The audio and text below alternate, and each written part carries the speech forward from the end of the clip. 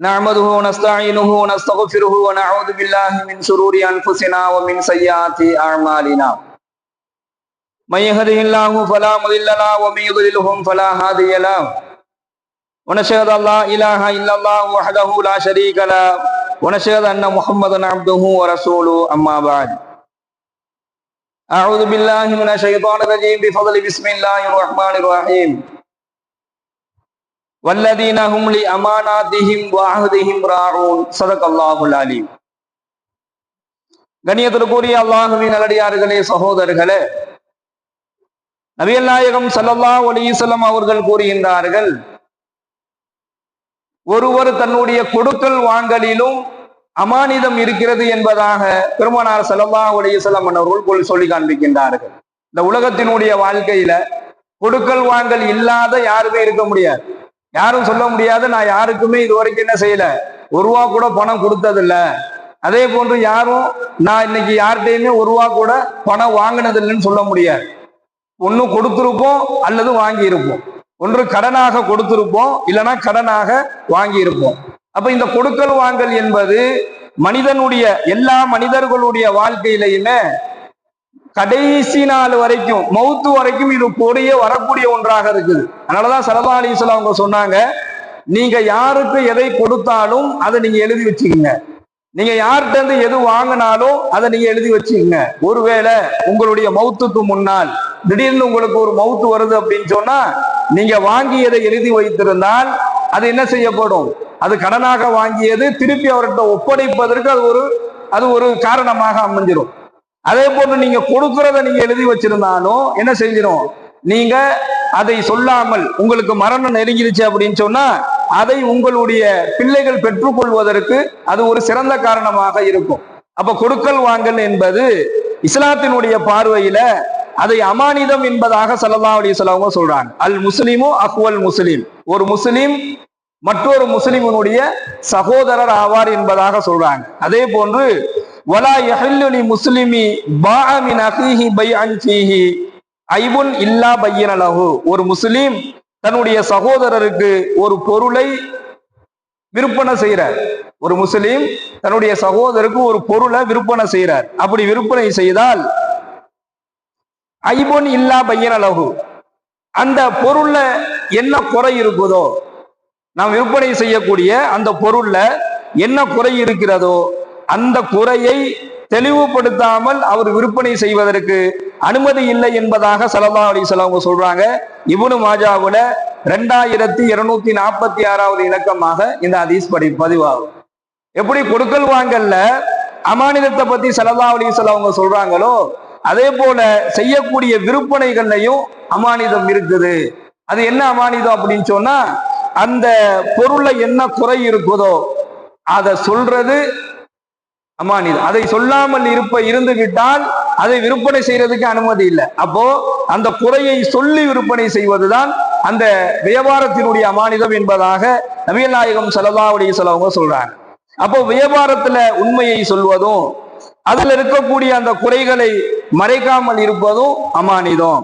அதில் மோசடி செய்வவர்கள் பற்றி ஸல்லல்லாஹு அலைஹி வஸல்லம் அன்னவர்கள் கடுமையாக சான்றாங்க. யார கொடுக்கல் வாங்கல்ல எவர் குறை செய்யறாரோ அவரை பத்தியும், அதே போன்று தான் செய்யக்கூடிய வியாபாரத்துல எவர் மோசடி செய்கிறாரோ, வியாபாரத்தில் பொய் சொல்லக்கூடியவர், வியாபாரத்தில் ஏமாற்றக்கூடியவர், இவர்களை ஸல்லல்லாஹு அலைஹி வஸல்லம் அன்னவர்கள் கடுமையாக சாடுறாங்க.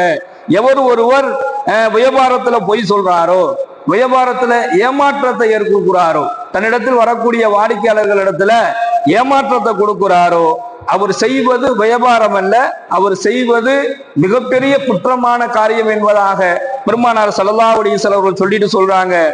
ஒரு உண்மையையும் ஏமாற்றுதல் இல்லாமல் பொய் இல்லாமல் உண்மையை பேணக்கூடிய வியாபாரிக்கு அல்லாஹ் வழங்கக்கூடிய அந்தஸ்து என்ன அப்படின்னு சொன்னா, நாளை வறுமை நாளையில மஅன் நபியீன வ சித்தீகீன வ ஷுஹதாஇ வ ஸாலிஹீன், இந்த 4 நபரோடு அவர் மறுமையில இருப்பார்.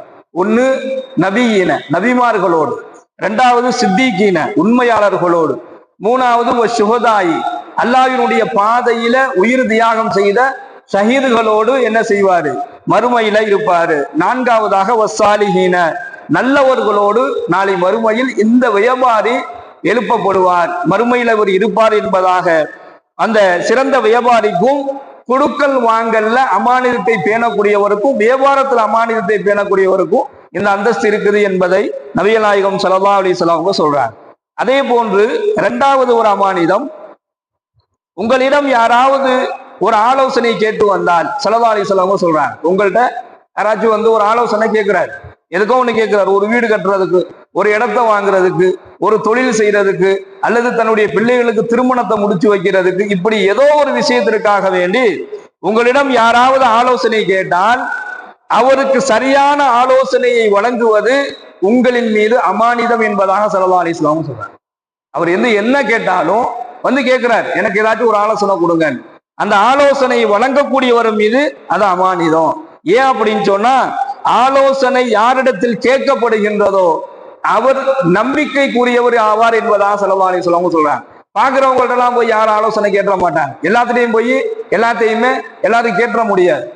அவங்க ஒரு ஆளை முடிவு பண்ணி வர்றாரு அப்படின்னு சொன்னா இவர்கிட்ட நம்ம கேட்டா என்ன செய்ய போறோம், இவரு நமக்கு நல்ல ஒரு செய்தியை சொல்லுவாரு என்கின்ற அடிப்படையில தான் அவங்க வர்றாங்க. அதனாலதான் ஸல்லல்லாஹு அலைஹி வஸல்லம் சொல்றாங்க, உங்கள்கிட்ட ஒருத்தர் ஆலோசனை கேட்டு வந்தாருன்னா அவர் உங்கள் மீது வைத்திருக்கக்கூடிய நம்பிக்கை, அப்போ ஆலோசனை கேட்கப்படக்கூடியவர் நம்பிக்கைக்குரியவர் ஆவார். எனவே சரியான ஆலோசனையை அவருக்கு நீங்க சொல்லுவது உங்களின் மீது அமானிதம்.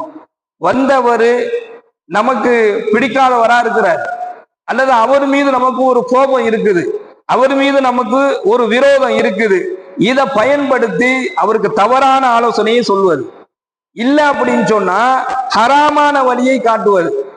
நீ இப்படிலாம் இருந்தானா என்ன செஞ்சிட முடியாது, நீ ஒரு பெரிய முன்னேற்றத்துக்கு போயிட முடியாது, இப்படி ஒரு வழி இருக்கு, இந்த வழிக்கு நீ போ என்பதாக தவறான ஹராமான வழியை காட்டுவது.